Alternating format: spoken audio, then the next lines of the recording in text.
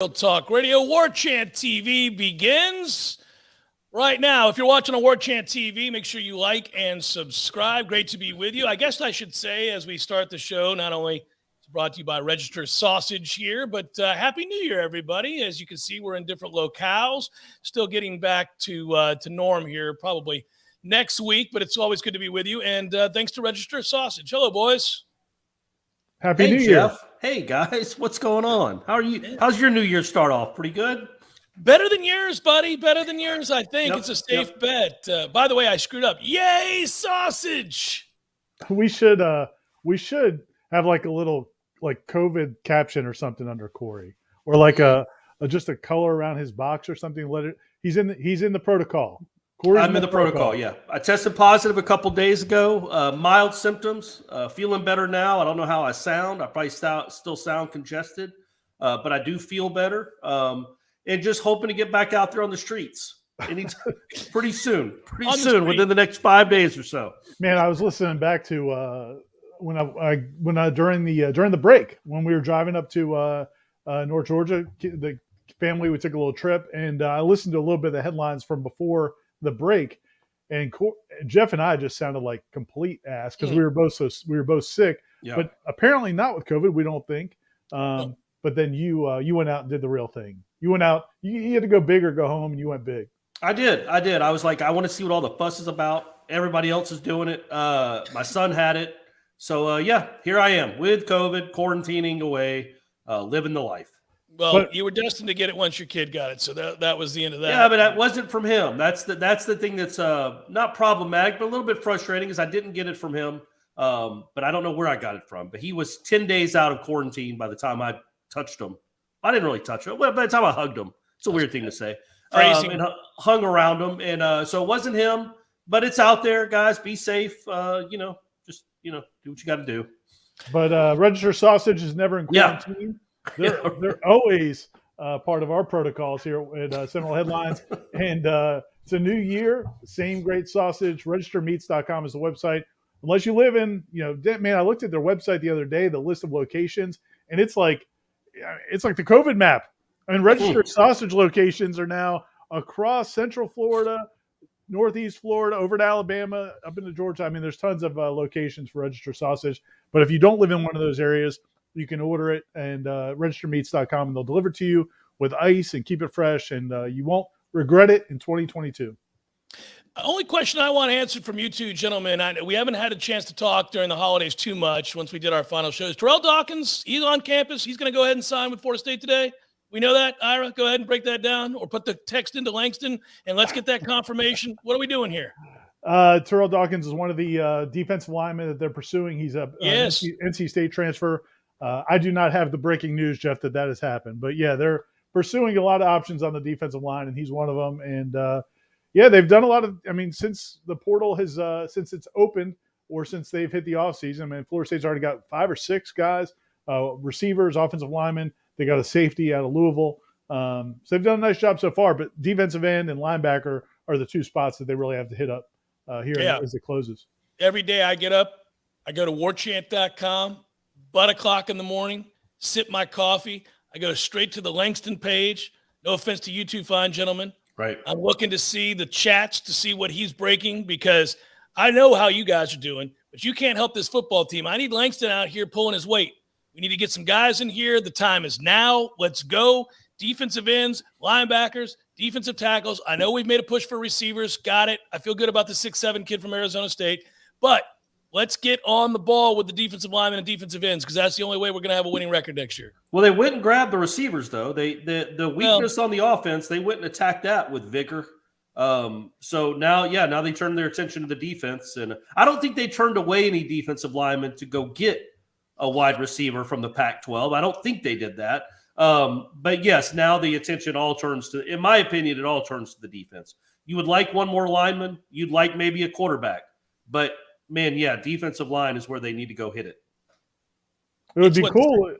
It would be cool if one of these after the championship game, another Jermaine Johnson plops out of Georgia or somebody from Alabama or some of these other teams that recently just played. I mean, you're seeing more guys, including Ohio State's quarterback, jumping in the portal. So there's no telling who's going to jump in next. And Oklahoma's quarterback jumping in the portal who was, a stud. So the things that we feared as fans about the modern era of college football and the changing shape of college football, yeah, they're happening. They're happening. You could have a kid come in and be a borderline brief Heisman candidate as a freshman and lose his ass that offseason, just like that. It happens. Now, granted, the head coach left the program. So I'm not begrudging kids for leaving. I'm just noting this can happen even at places where a kid had ultra success early. And we're not the old guys that hate paying players, hate players getting what they're owed. I think we all three agree that there needed to be more player empowerment, a lot more considering what this sport has been for 100 years. But this has got to be corralled. Like, this is now a professional sport. And when somebody signs with the Tampa Bay Bucks, other than taking off their jersey and throwing it to the moon, they're property of the Bucks until that contract is over. And now there's no recourse for these institutions. When a coach leaves, that coach is taking everyone. It is a everything must go sale. It's like a warehouse shutting down. Like, they take everything they can, coaches, players, recruits, and the institutions. They're like, all right, I guess we start over. I don't know what can be done other than, I don't know, do they unionize? Do players unionize? And then you can actually have contracts with the schools? Because right now there's scholarships, and scholarships aren't contracts. Well, we're getting back to a consistent talking point, which is that until there is a czar of college football that is operating in the best interest of the sport, and then it's an agreed upon figure that is, somebody with real authority, real power, that the Power Five at the very least have said, yes, we agree. This is the guy. We're voting, and he's the guy we will take orders from. He's got the best interest of college football in mind, both for players, coaches, fans, institutions, you name it. Until that happens, man, this free-for-all is going to continue. And, you just have to expect that if you get a kid and he's good, hold your breath. Yeah. Because there's a chance somebody else is recruiting him while he's on your roster. Again, I think I might have brought it before. I keep thinking of the scene like in The Godfather when the families get together at the table. And like, we need the Power Five families to sit down and say, this isn't good for anybody. We need to figure out a plan. We need to figure out a solution, maybe without killing people. We don't need to rub people out. But look, man, Barzini was a pimp. Yeah. We all know that. He didn't have the muscle. We need to come up with some sort of solution. But yeah, that's what it's going to take. We're in this period right now where it is completely the Wild West. And then now we got to figure out, okay, there has to be some law and order. We need the sheriffs and the deputies to ride into town and to establish some order, not for Florida State's sake, but for the sport's sake. Because this situation is are we just assuming this guy's going to follow his coach to Southern Cal, or do we think it's just really wide open? And if a guy like that can do it, then yeah, man, anybody can do it. Yeah, I've gotten to a place where if I just view it from the prism of a fan, I just don't have real expectations of a long-term career for anybody. That stinks. We watched guys come here. You kind of invested both emotionally and obviously you're invested financially in the program or the institution that you went to school in. And so you watch guys grow and you get excited about their maturation process. Listening to Coach Atkins today, you could tell he loves where the offensive line is headed because they've had continuity. And he talked about building that and guys maturing. He talked about Jordan Travis having an opportunity to grow in the position where he couldn't do some things, but now he can do some things. And that's the normal process. But as a fan, I really just don't expect it anymore. It could happen, and I hope it does. I cross my fingers. But until we have whatever regulations are going to come next, you just don't know that it's worth your emotional investment to get a kid as a freshman and think that you're going to see him 3 years later. And that's not a judgment of anything. It's just that's where we're at. That's the bottom line. I'm sure OU thought they had their quarterback of the future when he replaced Spencer Rattler. They said, "Man, we got something here. This kid's a freak. Goodbye." I wonder if Venables would have still gone if he'd have known Caleb Williams was saying peace out. Peacing out, yeah. I think, and look, it's just this is $1 billion industry. It's the second or third biggest sport in this country. It needs to be administered like that. Like, again, I'm all for players getting whatever they want, just like in the NFL, just like in the NBA, just like the coaches. I mean, the coaches don't have a salary cap. The coaches can move whenever, so players can too. But coaches also have a contract. And players now are able to move just willy-nilly from school to school. And, they could go to the highest bidder, which is fine, but it just needs to be regulated.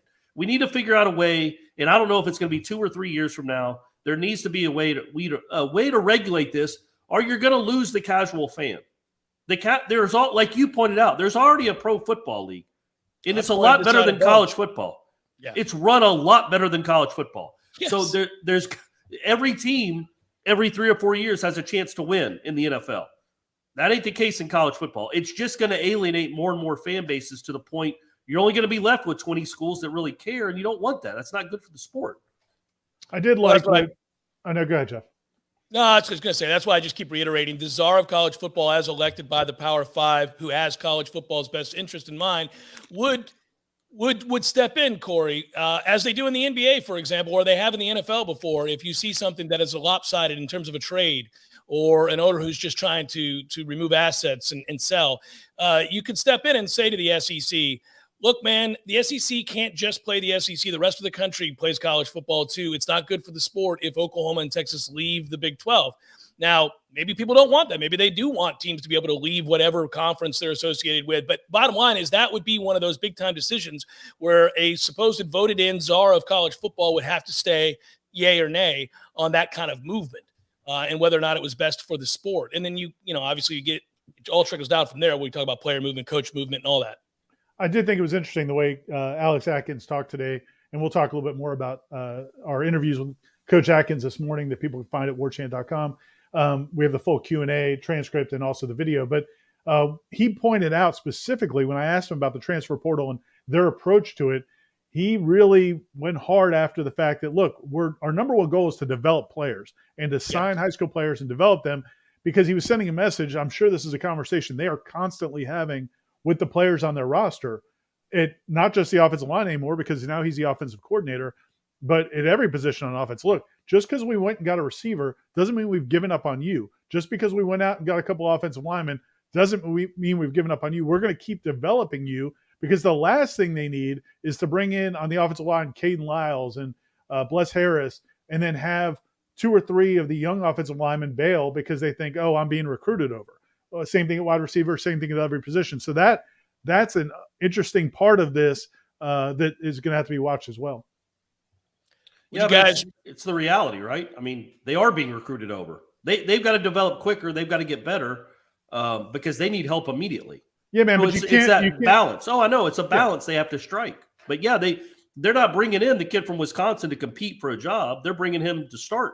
Right, but you can't let the players, because the perception from the fans and the media is going to be, okay, well, they don't believe in those guys, so they got to go get somebody else. Well, then if you're that player in either of those positions, you're going to think, okay, well, they don't want me here. They don't believe I can do it. I'm going to go prove them wrong. I'm going to go somewhere else. You can't have that happen.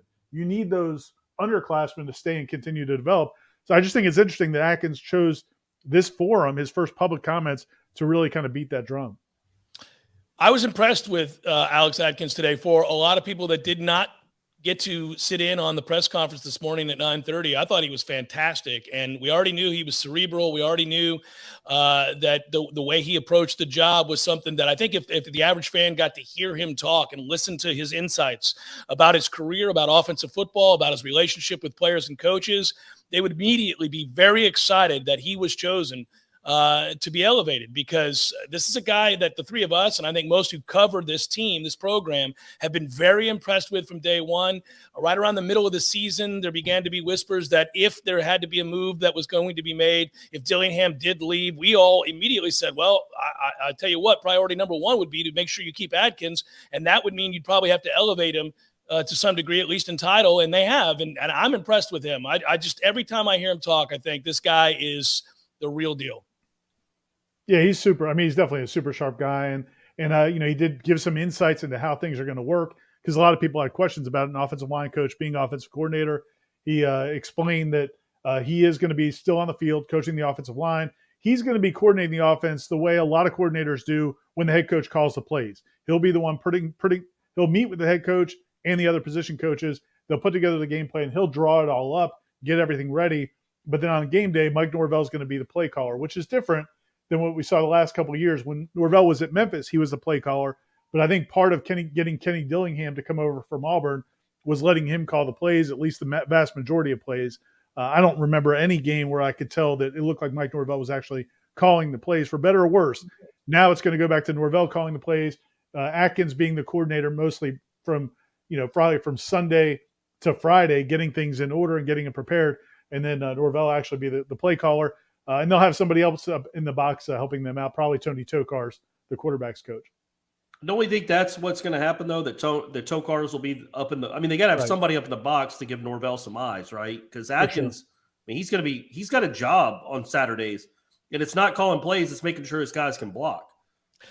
I thought it was clarified nicely, though. That was perfect. Yeah. Everybody got a real good understanding of exactly how it works. And I will say this, Adkins spoke on this today. Other coaches have, too, in the past. It is one of Mike Norvell's great strengths is empowering his assistant coaches and giving them real say in the game plan, real say in preparation, real input in what they do from week to week. Now, on game day, ultimately he calls plays. In this case scenario, he's going to once again.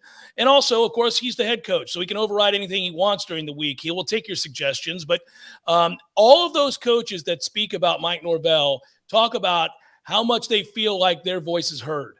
I just think that's huge, and it also speaks to why so many coaches have had success under Mike Norvell and been sought after by other programs.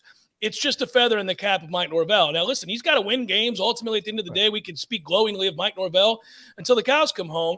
But, starting next year, I think you're going to have a winning record here for anybody to remain bought in. That's all well and good, but I just want people to know that this guy is as well thought of in the coaching industry by other coaches as there is, because they all say it. Verbatim, time and again, when asked about their relationship with and their roles with Mike Norvell. Well, and he said that, Atkins said that when he was at the University of Charlotte, when he was the offensive coordinator, offensive line coach there, and Mike Norvell approached him about coming to Florida State. Obviously, FSU is an attractive job. It's a huge step up from Charlotte. But also, he talked to other coaches around the country who worked with Mike Norvell, and they all said the same thing, that he is a guy that's going to tell you, he's going to shoot you straight. If there's opportunities to advance, he will help you advance in your career. And I think that was important to him. And it's important to hear that from other coaches. Just like when recruits come on visits, they want to hear from the players more than they want to hear from the coaches.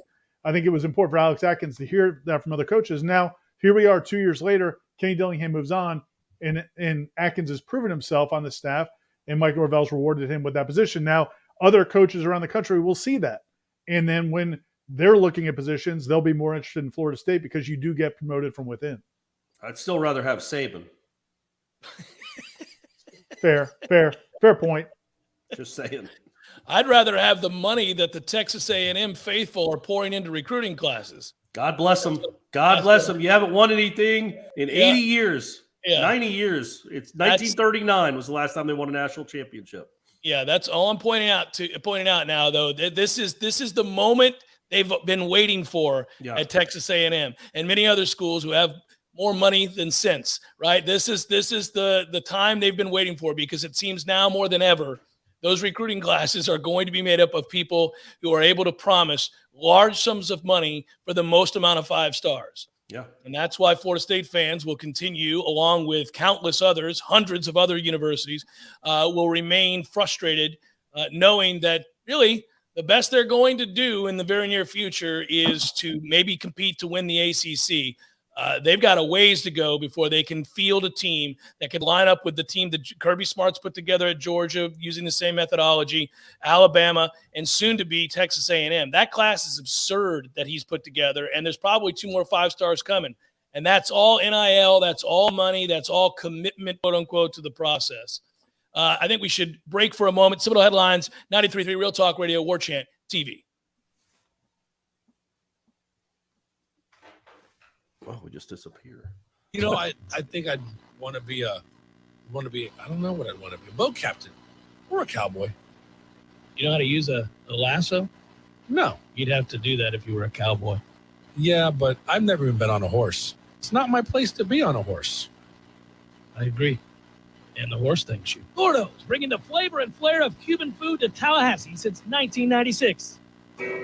Hi, I'm Jeff, founder of Which Superior Sandwiches, and I'm here to tell you about our signature witch, the Wicked. Why call it the Wicked? Some say it's wicked tasty, some say it's wicked large. One thing's for sure, with oven roasted turkey, ham, pepperoni, roast beef, and bacon, as well as your choice of 3 cheeses, it definitely takes you from wicked hungry to wicked happy in just a few wicked good bites. Only at Which Superior Sandwiches. On Wednesday, the Wicked is just $5. 5 meats, 3 cheeses, $5.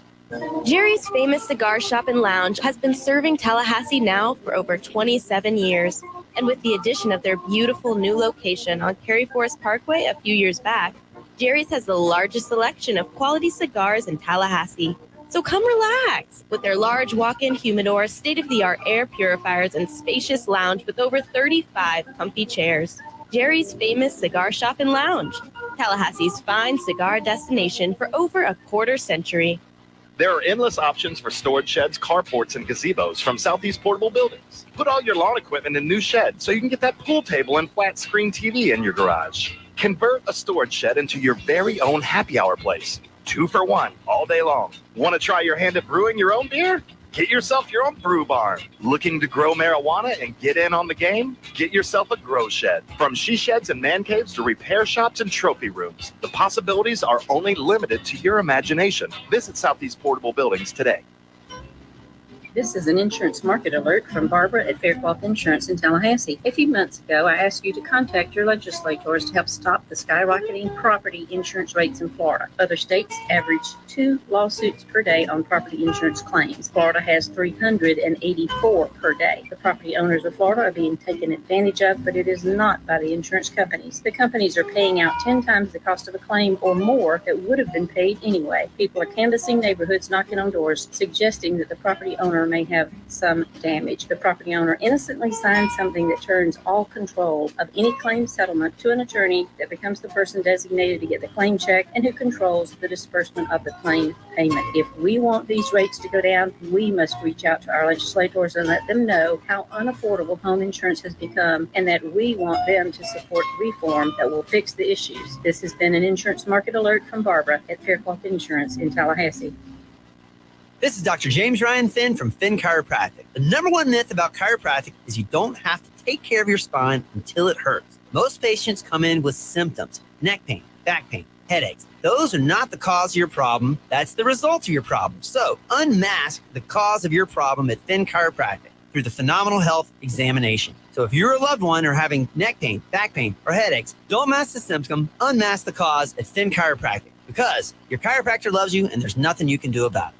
Life is stressful. Dinner shouldn't be. That motto is why Register Sausage has been doing business in the Florida Panhandle and Lower Alabama for over 75 years. A proud sponsor of Seminole Headlines, Register Sausage always provides the best Southern smoked sausage to over 140 grocery stores and restaurants throughout the Southeast. Headliners have discovered the Register's difference. You can too. To find a store that carries Registers near you or to buy directly, head to registermeats.com. That's registermeats.com. Register Sausage. Yay, sausage! Seminole Headlines returns now. Head to YouTube and search for Warchant TV today to catch the show live or on demand. Now, here's Jeff Cameron, Ira Schofel, and Corey Clark. You feeling pretty good there, Corey, about Georgia's chances of winning the rematch? I don't feel not good about it. I didn't think Alabama's offense was overly impressive at all in that game without having Minchie. They didn't look like that, and I don't expect Alabama to run for. I don't expect Robinson to run for 200 yards against Georgia. So I kind of like. I like their chances. Hard to beat a good team twice. You know that, Jeff.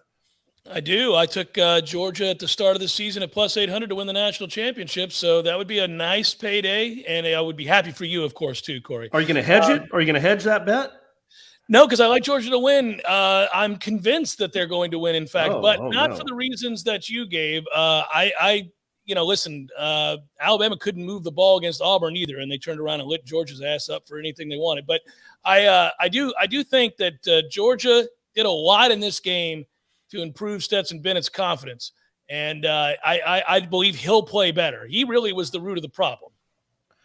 Well, the 41 points was a pretty big root of that problem. Or that 34 if you take away the pick six. No, that was bad, but I think a lot of this, again, stems from they've got, to me, you got to believe in a quarterback. You're going to get into a game where points are scored here. I know both defenses are capable and great. Georgia's can be really great, but there's just too much talent here and too much time. I think they'll score. Both teams will. I need Stetson Bennett to rise to the occasion and not be bad. He's just got to be slightly above average, and he was less than that in the last game. He lit up Michigan, though. Sorry, Wolverines. Yes, he did. Yes, he did. Sorry, Harbaugh. College football playoffs sucked for all of us who don't have a rooting interest, though. Oh, they were awful. They were awful. It sucked for everybody. It's just ridiculous. I wasn't even. I mean, it was fine. It was fun to watch your team you cheer for score touchdowns, but those games were awful. They frequently are. Yeah, there's usually at least one blowout. I mean, I don't know what they do about it, but go to 12. If you go to 12 games. Or 12 teams, that's, what is that, 10 games, right? Do the math, Ira. How many playoff games would that be, 10? Who knows, man? You expect me to figure that out on the top of my head? 10. I just think out of those 10, 5 of them will probably be good. They'll be entertaining. That Pitt-Michigan State game would have been good if Pickett was playing. That would have been a fun game to watch. That's another big aspect of what we're talking about here, though. I think you talked about losing the casual fan. I think you could lose the hardcore fan. It's not that kids can't have the option to opt out. It's just that it's not fun for fans who want to watch their team play as a whole unit with their best players on the field. How about our guy Kirk Herbstreit? Well, not just, it was Desmond too. Desmond Howard, where it was on that clip too. Everybody's focused on Kirk, but Desmond I thought was just as bad, just as tone deaf to sit there as ESPN employees. I mean, the two of the 3 or 4 most high profile college football people on that network, when ESPN has created this whole thing, they created the bowl system, the playoff system. They sponsor all the bowls now except for a couple of them. And to sit there and complain about kids opting out and not loving the sport anymore when they've created this with the playoff and having the playoff at 4. I do think, to Corey's point, I think that getting it to whether it's 8 or 12, probably 12 would be better. At least it keeps other teams engaged. I mean, just having it down to where it's, especially this year, nobody thought Cincinnati was going to beat Alabama. Nobody thought, I mean, Michigan, maybe some people were impressed by some things Michigan did, but when you watch that game, it was obvious that they weren't comparable. And it's taken wild card teams in the NFL have a shot. Wild card teams in baseball have a shot. But when you only have 4 teams and only 2 over 3 of them really have a shot, it just sucks the life out of the sport. Your reigning Super Bowl champion is, in fact, a wild card team, sir. But Corey, you know who that is, right? Is it still the Bucks, right? It's still the Tampa Bay Buccaneers. Nice. Yeah, still Right, the cool, Bucks. man. Do you remember who won the World Series? I do. Just saying. That got me through some tough times. I'm glad. I'm happy for you because it ain't going to be the Hawks or the Falcons. So there it was. I'm pleased. No. Just like it's not going to be the Pirates for me. Another wild card team, right? Yeah. No, the Braves won the division. Come on now. That's all the Braves do is win. Should have been a wild card. Yeah. They felt like a wild card team during the regular season. No, they wouldn't have won the wild card with that record. They had to win the division. That's right. Anyhow, it's tough. It's tough for fans. I mean, that is fair. Like, as convoluted as it is, and it's not black and white, and it's not so easy to come up with an easy answer that satisfies everybody. I'm just noting, as you correctly pointed out in your great column, Ira, just before the break on warchant.com, that with all of the radical shifts in college football, change is hard for people. And some of the change is great. Not all of it is. And so a lot of this that we're watching is tough for people to stomach. And I don't know anybody, even if you're for all of the player empowerment that we're talking about, and I think the 3 of us are, even if you're for that, you can't get excited about watching Pitt without their starting quarterback. What? I mean, that's like anybody. That's anybody who's a fan or went to school or roots for any school. If all of a sudden you have to play games and your best players aren't playing, well, hell. Well, it's not indicative of the team you are. Like Michigan State didn't have the Walker kid either, right? He didn't play. Right. So the reasons you're in these games, the big reasons you're in these games, they're not there to play in the games. Like Purdue and Tennessee was a really watchable, fun game. But Purdue was missing their first-round defensive end, their tight end, 2 of their best 3 receivers. I assume Tennessee had guys sitting out too. It just wasn't the teams that they had all season to get to that point. So we either have to start looking at bowls through a different lens, like they are just straight-up exhibitions. They're almost like spring games. Well, they've been in exhibitions for a long time. Yeah, but they are now, like, especially because players, even ones that are getting 6th-round picks, are like, I don't want to do this. And it makes sense. Like, maybe a quarterback. Like I was thinking the kid from Ole Miss, even if he broke his ankle, What is that affecting his draft stock one iota? If you're an NFL GM and believes in that kid, not a McKenzie Milton injury, just a straight fracture. You have all your medical people look at it. He's going to be fine in 5 months. What is that? You gonna not draft a potential franchise QB because of an ankle injury in a bowl game? Maybe. I don't think so. Not a quarterback. Well, no, Not a quarterback. and if it's a broken bone, that's one thing. The greater concern, especially for running back or defensive end or somebody, That's why the thing ACL. with the Pickett, I was like, Right. come on, man. Pickett, what was your real risk there? You're still going to be probably a first-round pick unless your arm could get knocked off or you could get an awful concussion. I get it. Well, I get it. If Brady was going to be a first-round pick, I might tell him to sit out the bowl game. I'm just saying. Well, this is why I was not. I mean, I know Florida State fans definitely want to beat Florida. You want to get to a bowl if you could. But the reason I wasn't all that broken up about them not making a bowl, this Florida State team, was if they trotted out a team without Jermaine Johnson and Keir Thomas and maybe Jamie Robinson even in a Jayshon Corbin. I mean, what would that team look like against any Division I team that made a bowl? So it would have left this season with just kind of a crappy feeling, even more so. You'd rather that crappy feeling been right after a Florida win because that wasn't a great feeling. No, I hear you, but I'm just saying the bowl part of it specifically, not making a bowl game, it wouldn't have the people. You could have just been like Miami and canceled anyway. Yeah, there you not go. even played the bowl game. Just like, hey, we got 6-6. I think there was a feeling that team had untapped potential. That team was getting better in the second half of the season. They won 5 of their last 7 games. They didn't play well against Florida, but man, if they could go out and play one more time, maybe they would play their best game, and they had more left on the table. But you wouldn't have seen that team, is my point. I'm not saying if they had beaten Florida. I'm saying what if they had beaten Jacksonville State and became bowl eligible? Now the last taste in your mouth was seeing that team without most of their best players. It just sucks. And no matter what your prism is, like you could sit there and pragmatically say, "Oh, we'll just look at this as a preview to next season." But the reality is that wouldn't be the case either because you wouldn't have any of the guys you're getting from the transfer portal yet. It's just a bastardization of what. Well, like Florida fans felt after that game, right? Yeah, after losing to UCF. I was going to ask both of y'all, what do you think of the receiver haul? You excited about it? I think at the very least, you've gotten at least 2 dudes that are going to play big, heavy rotation minutes for you, snaps for you, and you're just going to be better at that position. I think we can all agree they got better and more physical at that position. Yeah, they got better at wide receiver. I in particular was very, very excited about the kid at the Johnny Wilson kid at Arizona State because the film shows him in a college football game against Power 5 teams blocking his ass off. That's exciting. Of course, the pedigree of Micah Pittman is something that you can get excited about. I don't know what was behind whatever happened at Oregon, so we'll have to wait and see. I understand that Deuce Spann is fast. He's caught 5 passes in college football, so I won't hold my breath on that. We'll have to wait and see. I'm not knocking him. Maybe he's great.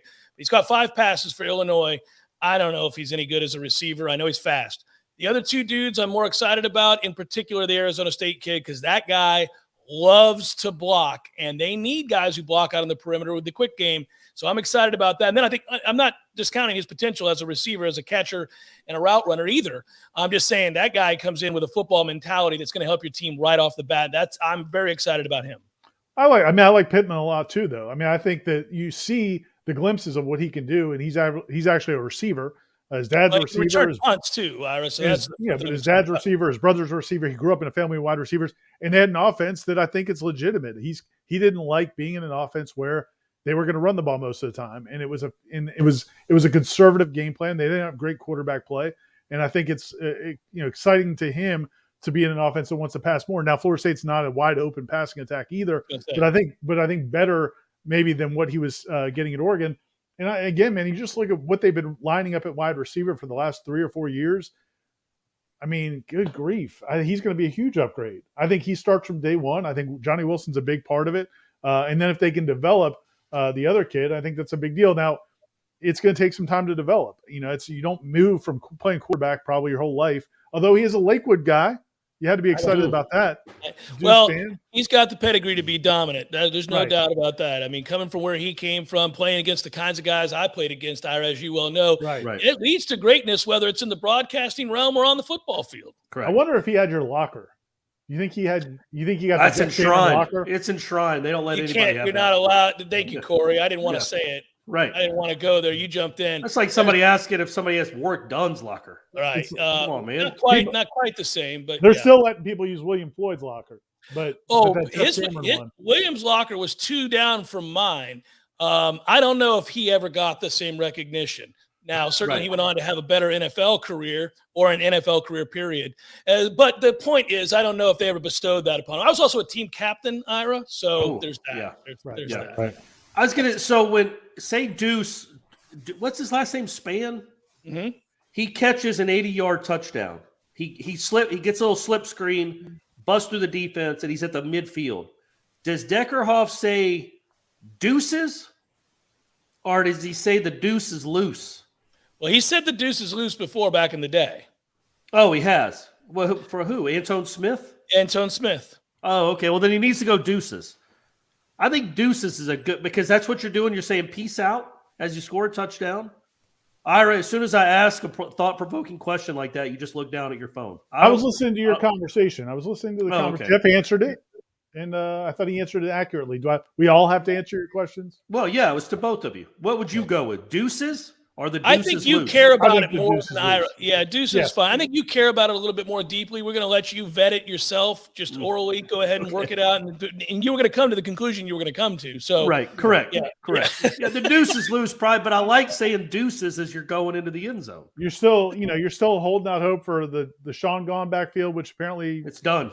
One of the Yeah. Sean's is gone. and One of then the Sean's is gone. what was the Bamboo Express you guys came up with? So It was the Panda Express. I'm gonna let you Pandas guys eat bamboo. I'm going to let you guys, you and Aslan can kind of corner the market on the nickname game. Okay, And, all right. And the catchphrases for Gene Deckerhoff. But man, the receivers, for real, when you look at that receiving crew, like there is a chance one of those guys, maybe not a Jermaine Johnson type season, but there's a lot of untapped stuff especially in the first two they got, where you're like, man, maybe Pittman just needed a change of scenery, like a Jermaine Johnson, and more at bats, and he could have an all conference type season. I mean, there is something in there. Yeah.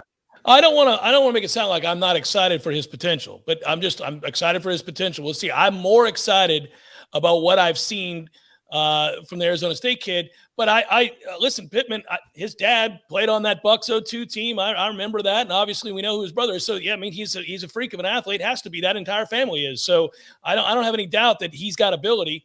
I just want to see him come in and be committed and buy in and be a good teammate and get after it. Hopefully he does emerge as such.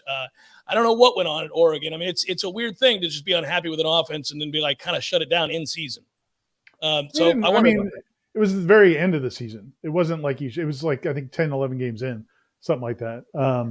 He's also got a guy, he does like video blogs during the day of games. So that'll be exciting for Mike Norvell to navigate as well. I saw him. He does YouTubes from like the locker room before they're getting ready to go on a game. So should be an adventure from that standpoint. But look, man, they had to get better at wide receiver. They had to get better on the offensive line. They've done both of those things. So I think that's legitimately reason to be excited about this offense going into next year.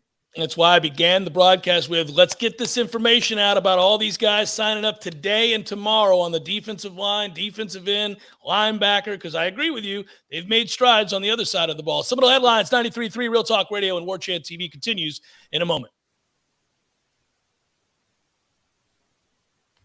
Shooting incident in the 1900 block of Corvallis Avenue on Sunday. The shots were fired around 11:25 p.m. Sunday. Officers responded to the Taco Bell at 4200 West Tennessee Street to meet the victims who reported the shooting. The victims told police the suspect shot at their vehicle after one of them got into a fight with the shooter as the two were driving away. Officers tried to find the suspect at his residence but were not successful. The suspect in this case has not been identified. Leon County Schools says there will not be any major changes to how schools be operating after winter break due to the Omicron variant. LCS spokesman Chris Petley said that the district will hold a press conference to further discuss what the start of the second semester will look like. Our schools will be open in the state of Florida, Governor Ron DeSantis said at a press conference. DeSantis added that the state's universities will also have in-person instruction and, if they don't, should give tuition refunds. This is Rachel Lene with your Real Talk 93.3 local news update, brought to you by Macklemore Systems, Tallahassee's go-to Mac store. Check them out online at MacklemoreSystems.com. This is meteorologist Paul Trombley with your Real Talk 93.3 weather update. Daytime highs approaching 60 this afternoon. Under cloudy skies, winds out of the east around 5 miles per hour. Partly cloudy skies tonight, lows level off around 46. A blend of clouds and sun again tomorrow, highs around 66. High of 71 Thursday with a chance for scattered showers, 71 Friday. This report is brought to you by the Lawn Johns. For all your landscaping and lawn care needs, visit thelawnjohns.com. Right now, 58. There's fun to be had every night at the Corner Pocket. Take home prizes on Trivia Tuesdays and Beer Bingo Thursdays. And kickstart your weekend with Martini Fridays. Plus, happy hour runs every weekday and game day specials every time the Noles take the field. Watch all the best games at the Corner Pocket's Vegas wall, featuring 560 inches of flat screen TV heaven. Oh, really? The best food, the best drinks, and the best place to watch all the games. Tallahassee loves the Corner Pocket. Life is stressful. Dinner shouldn't be. That motto is why Register Sausage has been doing business in the Florida Panhandle and Lower Alabama for over 75 years. A proud sponsor of Seminole Headlines, Register Sausage always provides the best Southern smoked sausage to over 140 grocery stores and restaurants throughout the Southeast. Headliners have discovered the Register's difference. You can too. To find a store that carries Registers near you or to buy directly, head to registermeats.com. That's registermeats.com. Register Sausage. Yay, sausage! Dana Lash from 9 to midnight. They want to act like people purchasing cheap goods overseas and having them shipped here means that wages are up and the economy is great. When in fact, one of the reasons why people are spending so much buying cheap goods overseas and having them shipped here is because their wages have been slashed in half by Biden inflation and they can't afford USA made products. How about that? Oh, I didn't think about that, Dana. Whole thing makes me crabby. I'm crabby. Dana Lash from 9 to midnight. 9 to midnight on Real Talk 93.3. Seminole Headlines is brought to you by Register Sausage, serving the Florida Panhandle and Lower Alabama for over 75 years. To find a store near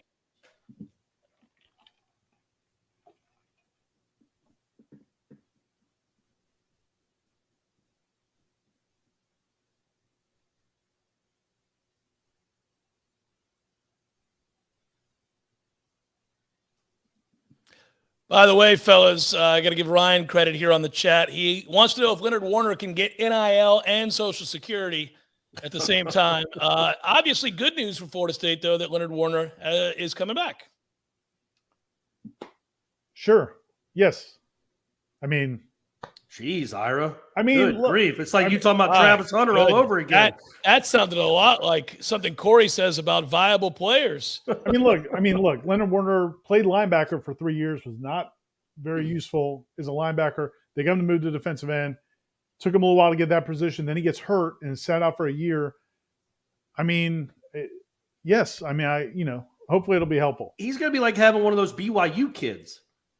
Just been on a mission for 2 years. He's going to be 25 years old. All I'm referring to is that kid works hard, cares, is one of the glue guys that they love in the locker room and can provide depth at a position where you desperately need it. So I'm not telling you he's coming in and have 11 sacks. I think at this time, I'm just saying at this time of year, I think the focus from a fan standpoint and thinking about trying to win games is, can they go out and get some defensive ends who can pressure the quarterback, can impact the game the way the guys who just left did. And, I don't think. No, he won't do that. But anybody who thought that, I mean, I don't think that's what I'm saying. That's what I'm saying. It's not like, there's at least excitement about some of these transfer guys like the Pittman and by the way, and a couple of people mentioned in the chat, I said his dad was a receiver. His dad was a running back. He caught a ton of passes. He was used as a receiver out of the backfield a lot, but he did play traditionally. His position was running back. But those guys, at least there's the hope that, you don't know what maybe the best is from there. I think it's going to be harder for people to get real excited about Leonard Warner coming back. Not that he's not a good kid or won't help the program in some ways. But, right now they need guys who can get after the quarterback. And I think Derek McClendon, Quayshawn Fuller have shown more potential in that regard. Yeah, we've already talked way too long about Leonard Warner. Yeah, Sorry, no, I completely agree. Well, I wanted Ira a chance to clarify himself. You know, he Crap on sounded him a like little he hated the kid. Yeah, they did. It Jeez. sounded like he had real spite for the kid. Yeah, I don't know what happened there. And then also, not only was Pittman's dad a running back for the Tampa Bay Buccaneers, he also had the biggest biceps in the history of running backs. I mean, go look at the pictures from him playing. They were always insane. He also mysteriously always ran with so much forward lean that he was snipered on the regular, just falling for no damn reason. Effective going through the hole if he hit somebody, but if nobody was there, he'd fall down. It was really weird. Just as an aside. Okay. So All right. Well, that's good to know. Yeah, just clarifying. So Getting back. Go ahead. I was going to ask Jeff, how was your break, man? We haven't heard. I know I got to see Corey a good bit when we were up in Atlanta. I didn't hear much about your holidays. How'd you do? It was great. I did well. We did, we did a lot of nothing right through Christmas. And then after that, we traversed, went down to Tampa, St. Pete, Bradenton, saw all the family, gave hugs. Lucky I didn't get COVID. Came back, did see the Lightning play, won a game in overtime. That was really nice. Got back to Tally, been chilling ever since. I just couldn't wait to get back to doing this with you guys. And so I was really worried last night when Corey texted. I thought, oh, man, are we going to have to delay this? What are we doing here? Get it together, Corey. But here he is, a trooper. Here you are. This is my COVID game. Yeah, Look at me. We'll look back on this one. In addition to that, I know, Ira, you had hell on earth on your way back from Georgia yesterday. So, I mean, I'm just happy to be sitting across looking at you two gentlemen because I didn't think it was going to happen. So yeah, we got a flat tire on I-75, and this was my favorite part of the time. We're stuck on the side of the road trying to figure out. We got the trunk full of all of our suitcases and stuff because we've been on the road for a week.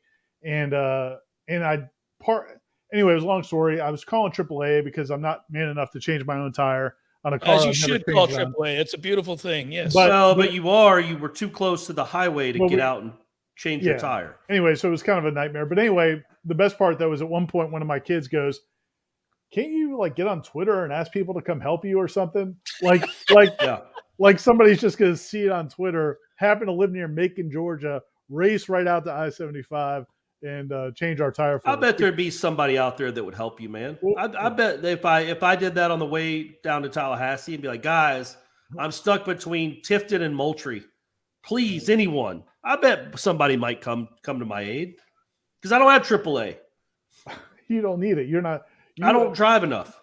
That was what Corey told me, Jeff. He said, "Hey, there's not a lot of things I can do with a car, but one is I can change a tire. I can change the tire. I can change the tire too. I've changed plenty of tires. The problem is Kim's got a newer SUV that I've never even looked at. Her spare, the jack.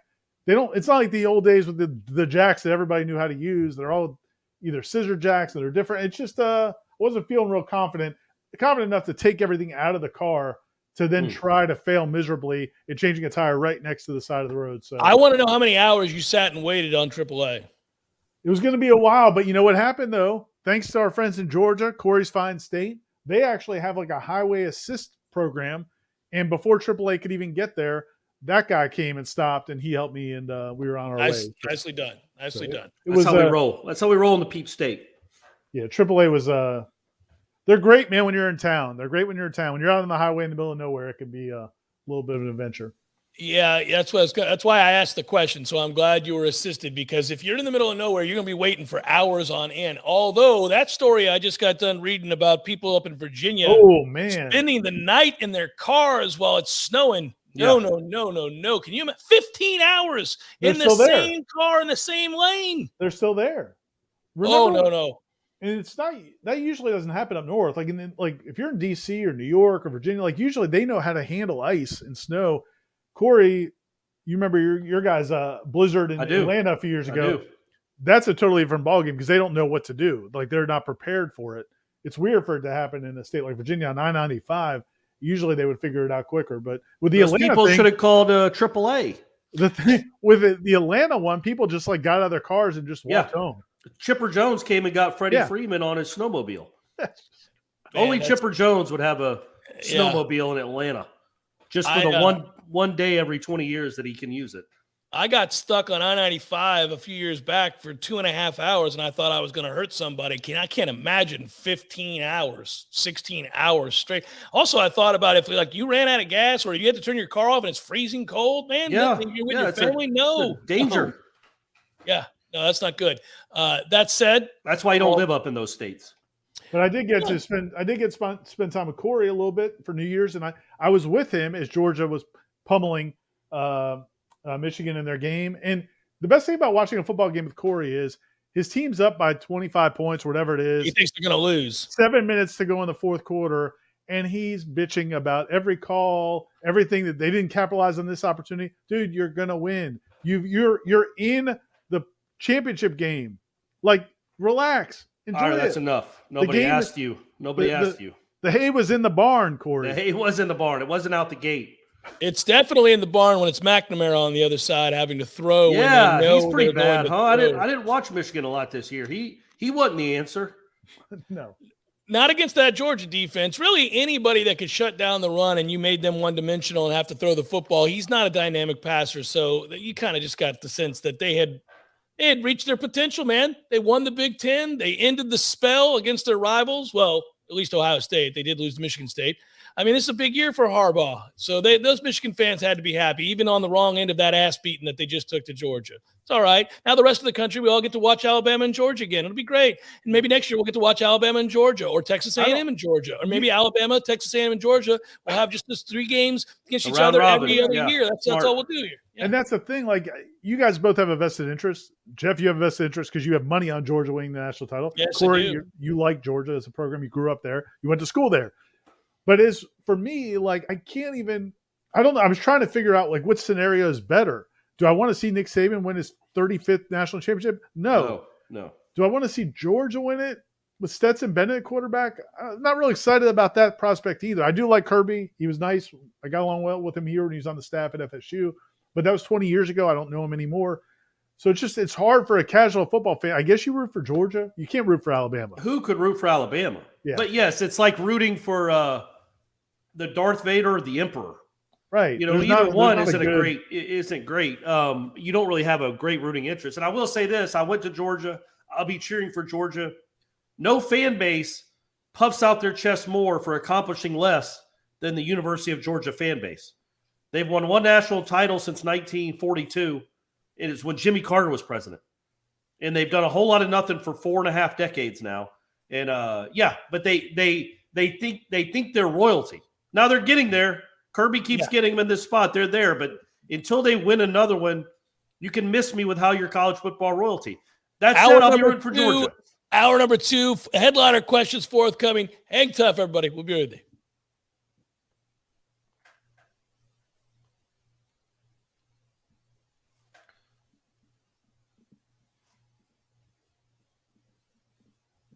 If you're 16 or older and you've already gotten yours, now you can give yourself a boost with the COVID booster. It makes the protection you already have even stronger. We can do this. Find a booster near you at vaccines.gov, paid for by the U.S. Department of Health and Human Services. Applications, onboarding, payroll, termination. Business owners and managers, these are the processes that take away too much time from what you do best. But what if there was a locally owned, responsive solution that would charge you a fraction of the big national payroll companies? Sound too good to be true? It's not. North Florida Payroll Services is Tallahassee owned for nearly 15 years. And in that time, their prices have never changed. The reason North Florida Payroll Services can do that? Exceptional customer service that constantly evolves with the latest technology. From application to termination, for turnkey service for your payroll and HR services, trust a Tallahassee expert and save yourself time and money. North Florida Payroll Services. Online at northfloridapayroll.com. Let me tell you what T-Spark stands for. It stands for strength, commitment, teamwork, and heart. We don't ever quit until we've got nothing left to give.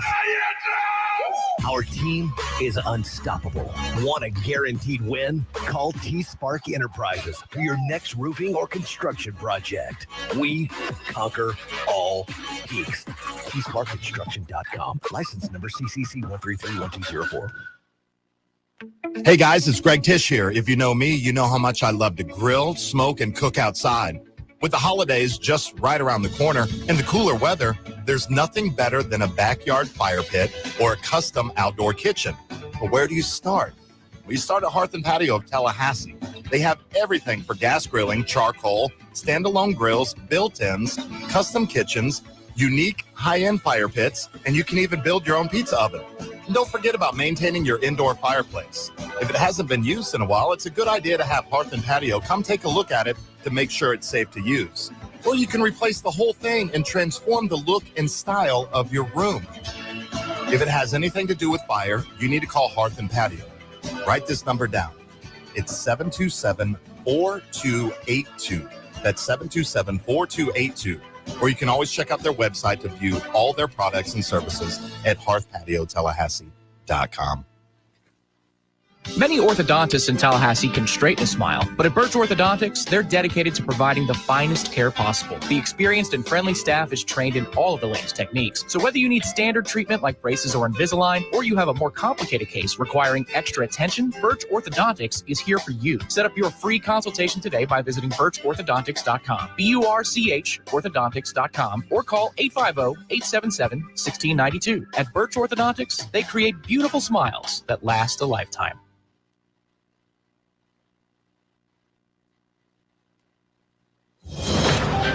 Breaking news this hour from townhall.com. I'm John Scott. Many motorists still waiting for help after being stranded all night in freezing temperatures along a 50-mile stretch of highway south of the nation's capital. Police say part of Interstate 95 became impassable when tractor-trailers jackknifed in a winter storm. The disabled trucks triggered a chain reaction as other vehicles lost control and blocked lanes in both directions. By this morning, a single lane of traffic was creeping forward between many stalled trucks and cars in one direction. Meanwhile, Dominion Energy spokesman Craig Carper says that crews have been working around the clock in Virginia following that storm. The hardest hit areas were in northern Virginia, the Charlottesville, Albemarle region, and Richmond. We've made significant progress overnight restoring power. At one point, 363,000 customers were without power. That number down below 130,000 now. Also at townhall.com, have you quit your job yet? A record-shattering 4.5 million Americans did quit their jobs in November, a sign of confidence and more evidence that the job market is bouncing back strongly from the coronavirus recession. Employers had 10.6 million job openings in November, a historically high number. They hired almost 7 million workers. The unemployment rate has fallen to 4.2%. That's close to what economists consider full employment. Quite a change from March and April of 2020, when employers slashed more than 22 million jobs and the unemployment rate rocketed to almost 15%. I'm Rita Foley. Growth in U.S. manufacturing slowed in December. The Institute for Supply Management reports its index of manufacturing activity fell to a rating of 58.7 in December, compared to 61.1 in November. The Dow had 172 points. The Nasdaq is down 313. More at townhall.com. It's that time again. Time for fresh starts and resolutions. And Harry's can help. Harry's is an award-winning razor brand that makes a full range of grooming essentials. But the benefits go way beyond a great shave at a fair price. Maybe you're resolved to take control of your finances. With cartridge refills as low as $2 each, your budget won't even flinch when you switch to Harry's and save all year. And with checkout code SRNGOLD at harrys.com, you can get a trial set for just $3. If your resolution is to always look and feel your best, that's Harry's specialty. Their high-quality razors combine an ergonomic design with 5 super sharp blades, shipped directly to you with a 100% money-back guarantee. New customers can get a Harry's starter set for just $3 at harrys.com with code SRNGOLD at checkout. Get a 5-blade razor, weighted handle, foaming shave gel with aloe, and travel cover, all for just $3. That's code SRNGOLD at checkout at harrys.com. If you weren't the owner of Gordo's and all those wonderful restaurants, Eddie, what would you be doing? You know, I think I'd want to be I don't know what I'd want to be, a boat captain or a cowboy. You know how to use a lasso? No. You'd have to do that if you were a cowboy. Yeah, but I've never even been on a horse. It's not my place to be on a horse. I agree. And the horse thanks you. Gordo's, bringing the flavor and flair of Cuban food to Tallahassee since 1996. Live and living color and totally free. Subscribe to Warchant TV on YouTube, the digital home of Warchant.com. From the practice field to pregame and the phone calls afterwards, Warchant's YouTube channel is home to live programming like Seminole Headlines, Wake Up Warchant, The Jeff Cameron Show, as well as Trench Talk, a live Q&A with Noles offensive lineman Devontae Love-Taylor. Just search Warchant on YouTube and click or tap the subscribe button. That's it. It's totally free. Warchant TV on YouTube. Just another reason we're the ultimate Seminole sports source. Seminole Headlines is brought to you by Register Sausage.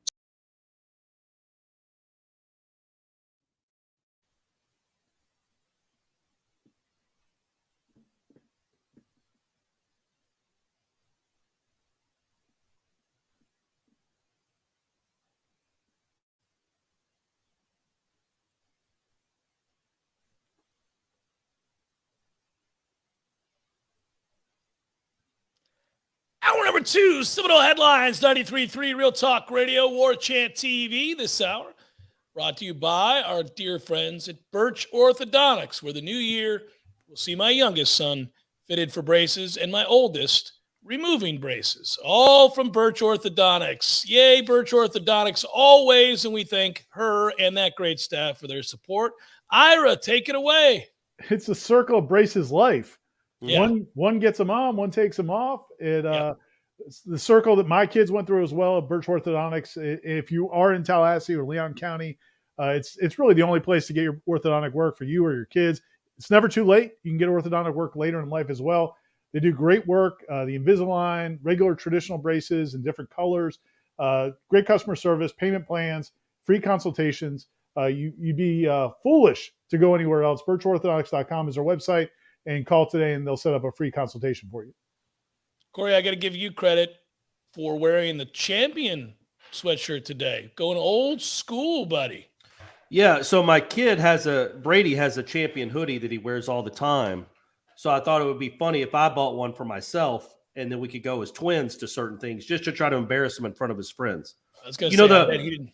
He's not a big fan of it. In the Braves sweatshirt that I wear all the time, the World Series one that I got like a month or two ago, I bought him one of those as well. So we got 2 chances to go as twins. He's not a fan of either one. Double the fun, I'm sure. I just want to be the dad that embarrasses him. And dresses like his 13-year-old.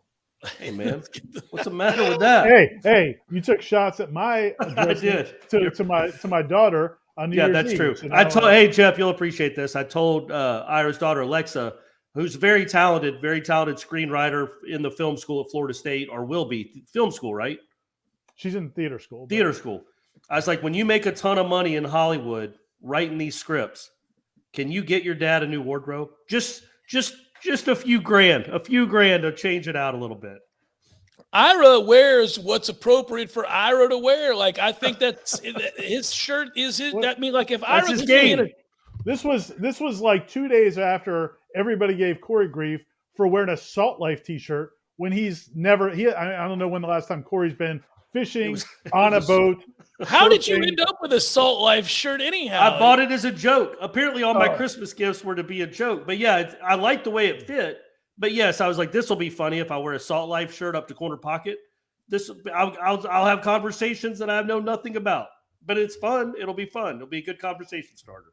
All right, let's get to the questions. Here we go. Let's start with Facebook. If you had to rank the football programs in the state of Florida, where does FSU currently stand? Where do you see us in 3 to 5 years? That's from Ryan. Programs? I think they're all tied for first or all tied for last, however you want to look at it. Well, okay. It's an interesting question because Florida's going through changes. They did just beat us on the field yet again. But they looked like crap doing it. They looked like crap in their bowl game. I really felt like Florida State lost that game more than Florida won it. And the guy who won them that game, I don't even know. We're not even 100% sure their quarterback, if he's the future for them. They have a new coaching staff. The players, I just thought the lack of discipline in that team, which was on display again in their bowl game, they've got a lot of problems there. So even just the fact that they've been beating Florida State doesn't mean that they're on a much more solid footing as a program than Florida State.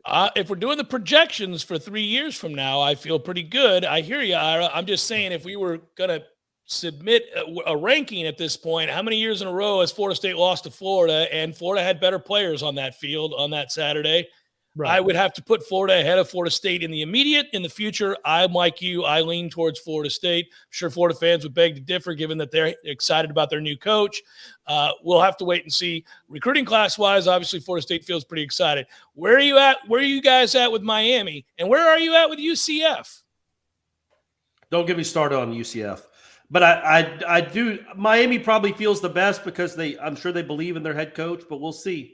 We'll see if he believe can crack in the billionaire that's donating to the cause. We'll see if he can crack the code that has been lost for 20 years down there. But yeah, I mean, they just lost to Florida State though, so I don't know. I guess they feel better. They can probably think that was a fluke loss. I don't think that. They're all even. It's coming down the stretch, man. You can say that Florida's a little bit ahead of Florida State or Miami's a little bit ahead of Florida State. The point of the matter is nobody's leaps and bounds ahead of any of them.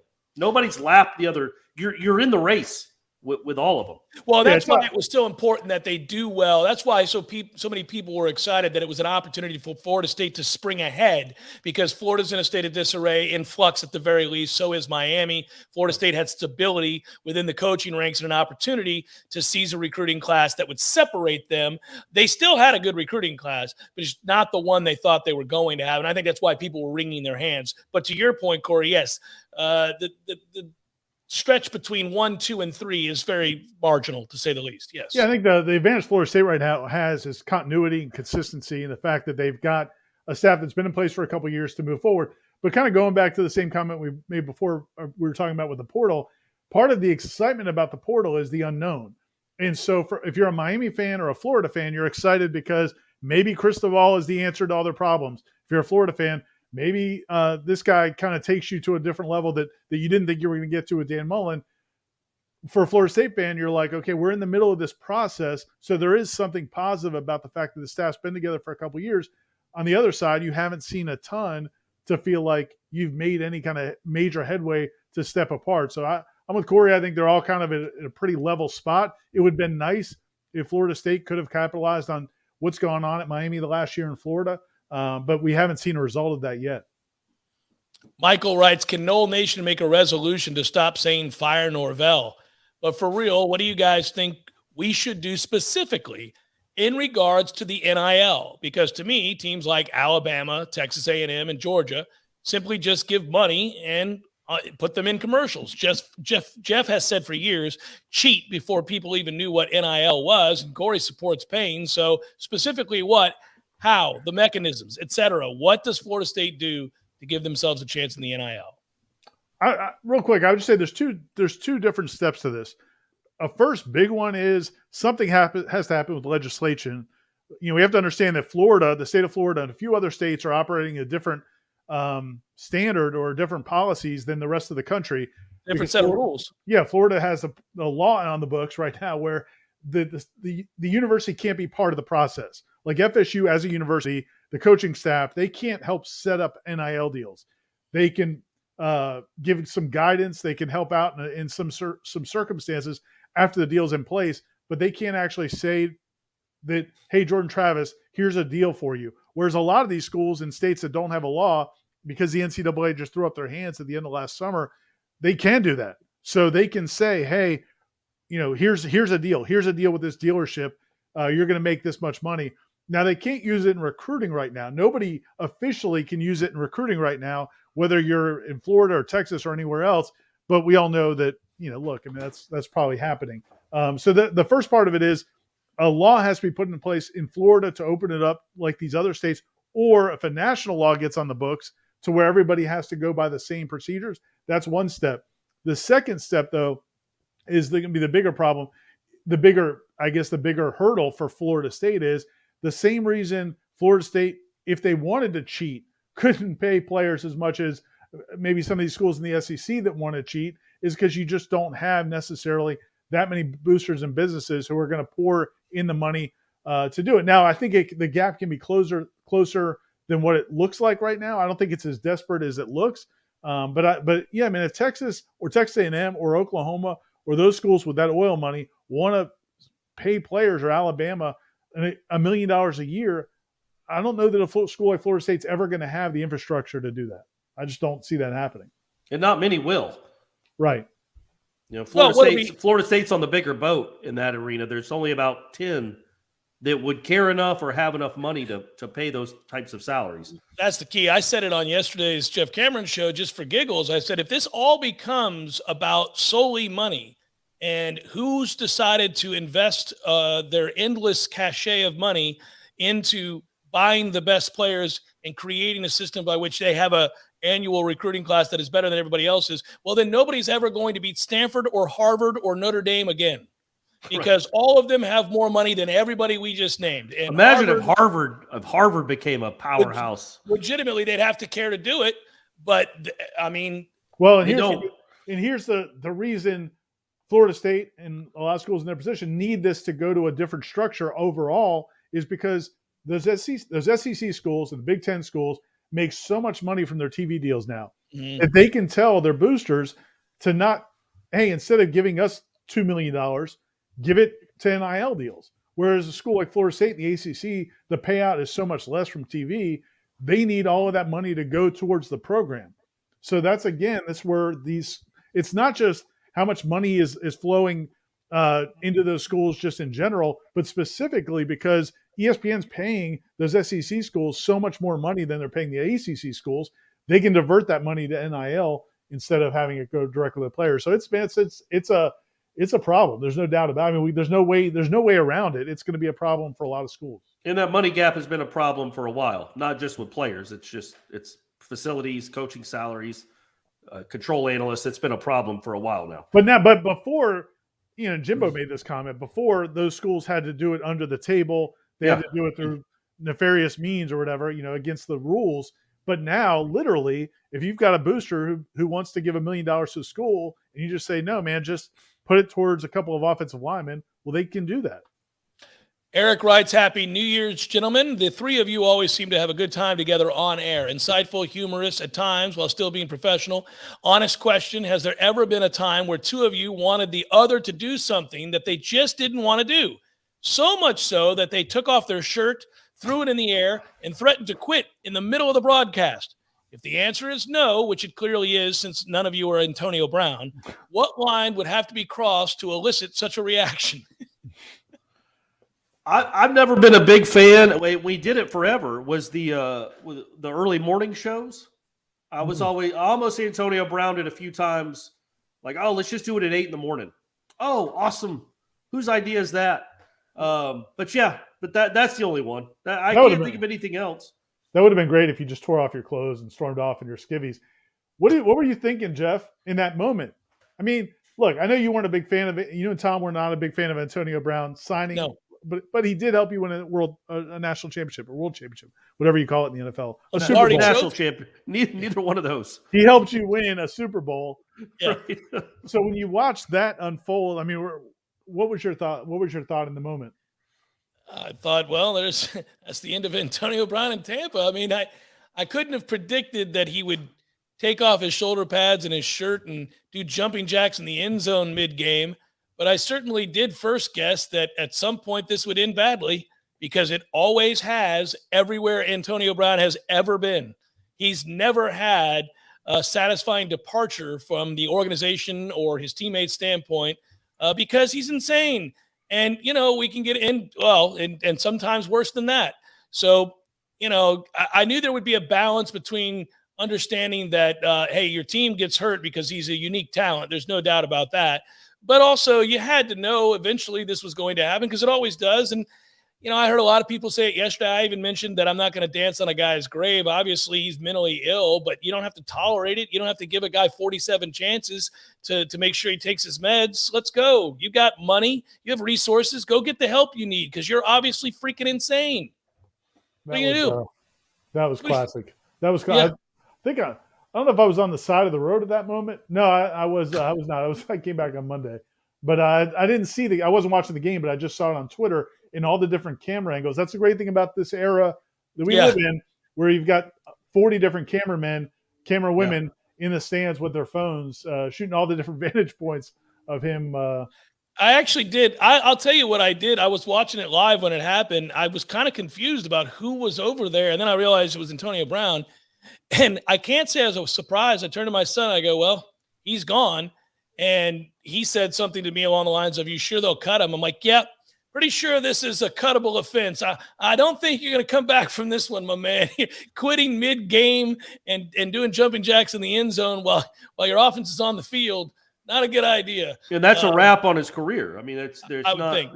there's no NFL team, and I know we're all cynical about if you can play, they're interested. And of course, literally as Brady's watching that highlight, he's like, "Oh, the Falcons could get him." I'm like, "Buddy, you don't want any of this right now, man. He's just not. He's not sustainable. This isn't tenable. Stable. Yeah, he's not stable. So that's probably his end of his career. Yeah, absolutely. Hey, by the way, Mayan King writes correctly here in the chat. Salute to Mike Tomlin for somehow getting 9 years out of that guy. You're right. I think everybody has learned subsequently that was a minor miracle, and like none of the teammates that played with him seem to have really stepped up for him in Pittsburgh. They have subsequently. Brady has big time in Tampa, but none of the guys in Pittsburgh are like, "Oh yeah, it's a real shame." They were like, "Well, it's about damn time." So, I don't know. That must have been a nightmare. Robert writes, "Gentlemen, how are you feeling about the upcoming baseball team? Also, what do you think of the transfers? Love the show." I'm only going to say this about the upcoming baseball season. I've said it before on this show, and I talked to you guys about it. My oldest son played on the same Little League baseball team this year as David Ross's son. I was talking to David about baseball, about college baseball, pro baseball. It's just really cool to be able to sit there and have that conversation. And he said to me, because he knew I'd care, "Hey, man, do you realize what Florida State has from an arms standpoint?" And I said, "No, why?" And I did, but not to the degree that he would. He said, "Well, basically," I'm paraphrasing, but he was saying that his scouts with the Cubs told him that Florida State might have the most MLB-ready arms in all the ACC and maybe top 5 in the country. That's a good sign. Yeah. Can they hit and field? Well, they've tried to change the roster because of that very thing. I mean, they've basically flipped the roster because they got tired of striking out 15 times a game. So put the ball in play and strike a bunch of people out is a good formula. Yeah, man. I'm more excited about this team than I was last year. There were some guys on the team. I mean, look, I'm not going to kill Nander DeSatis and a couple of the guys that had been on the team for a few years, but just it was hard to get excited because you had seen you had so much history. It's like we're talking about with the guys in the portal. The fact that they're bringing in so many guys, some new transfers, some guys that have done it in other places, seems to be a little bit more excited about this baseball team, in my opinion, than I had going into last year. So I'm excited to see, and I know they're excited about it, so I do want to see it. I don't want to speak for Corey, but I will. So here's the deal. Like, we love watching Florida State baseball, and I've always been excited to go over there and watch them. But the last couple of years with all the swing and miss, beyond the norm of the modern game and the modern approach to hitting, it really got to be impossible. Yeah. And it was brutal. I could not enjoy watching Florida State baseball, not being an embittered fan or alumnus or anything else. Just like literally, I couldn't watch them. The games sucked. Even when they won, it was hideous. I couldn't do it because they couldn't hit the ball at all. So I'm so relieved to hear that that's going to change this year. And then obviously I'm excited about the arms. I'm always excited to see if they can pitch. But when you hear some of the descriptors of some of the guys that they have, then you get really excited about the chance that they could win the ACC and go back to Omaha. Yeah, it was tough. Like they were top 5 in the nation in strikeouts for their pitching staff, and they were also top 5 in the nation in strikeouts as an offense. So every game was 28 strikeouts total, or 30 strikeouts, or 27 strikeouts. Especially the ACC, you're facing real arms. And they just didn't put the ball in play. So they could be a really tough watch. But yeah, they're supposed to be able to put the ball in play and field and pick it up better. So let's hope they do. Seminole headlines, headliner questions, all coming up next. Stay with us. 93.3 Real Talk Radio, Warchant TV.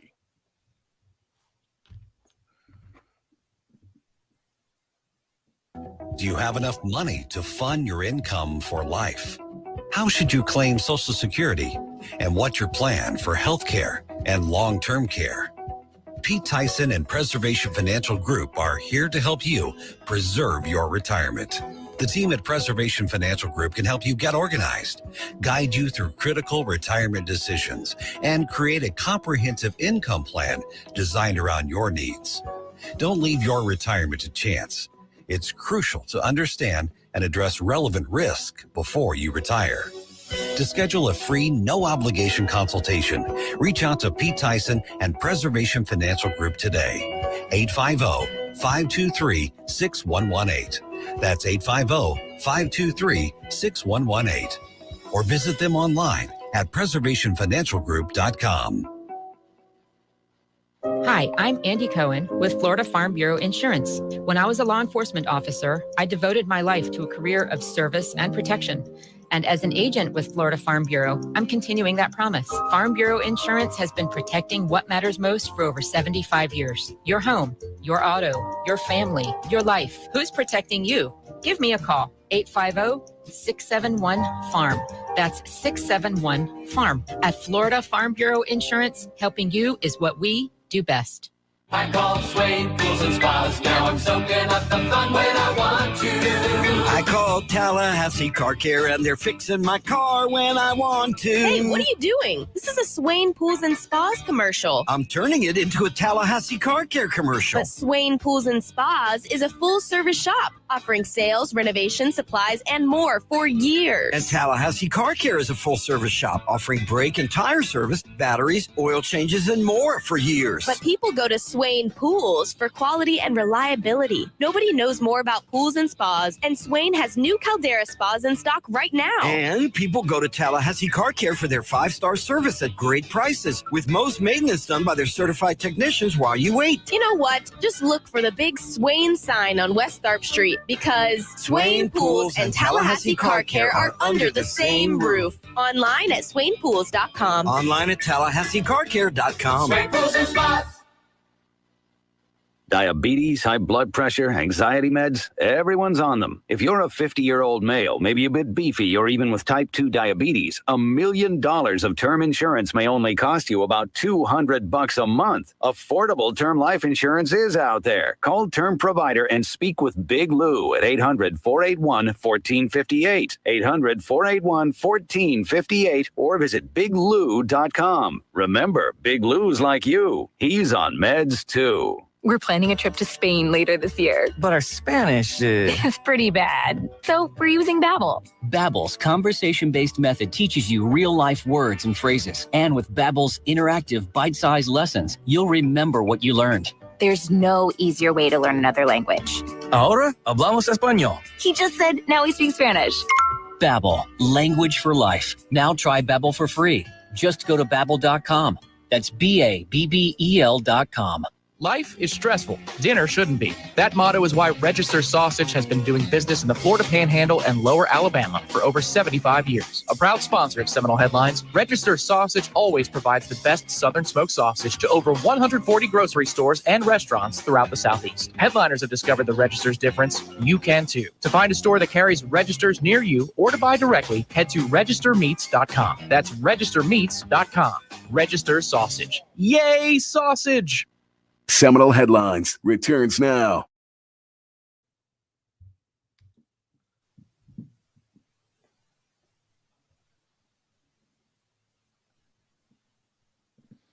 All right, boys, back to questions. This time around, we'll head over to Twitter. It looks like, it writes Bush League, looks like the staff is addressing offensive line and wide receiver needs through the transfer portal. One area of concern I don't feel that was brought up on early signing day or since is linebacker. Where do we stand on improving this segment?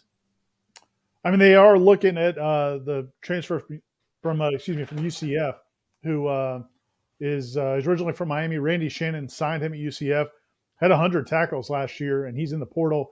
Looks like it. I mean, Miami, he may end up going to UM. He's a Miami kid, played at Miami Central. Or Florida State certainly in the mix. They definitely want to get at least one linebacker, but I don't think it's a position where they're going to go crazy and try to get 2 or 3. I really think they're looking for the right fit at one linebacker. Plus, Leonard Warner could always move back. Good point, Corey. Good and point. He's coming back, so there you go. That's like getting another kid in the portal. Ira, let's expound further. Why are they not hyper-focused on finding multiple linebackers? Because God knows they need it. I don't know that. I mean, I think they like. I think they like the one kid. What's his name? 20. Kalen DeLoach? Kalen DeLoach. Man, I just had a mind freeze there. Well, it's not football season. It's once you fade away. Yeah. Man, I think they like Kalen DeLoach. Yeah, that's one. I don't know, man. I just don't. Gainer? I think when you look at their needs, I think you've got Gainer. I think they'd love to get Gainer to a position where he could play more in the box as an inside linebacker. I don't know if that's going to happen or not. He is coming back this season. But I don't know, man. I just don't get the impression that maybe I'm wrong, but I just don't think they're going to go out and try to sign 2 or 3 linebackers. I think they're going to try to find one that really can fit in with those guys, and then the guys they've got coming up who are behind them. They've got some, they are going to sign a lot of guys in the portal, but I don't think they're going to, they've got a lot of huge needs. I mean, they already have 6, I think, in. They've still got to hit defensive end. They may take a quarterback. We'll see. I mean, maybe they will get 2. I just don't think it's going to be more than maybe one.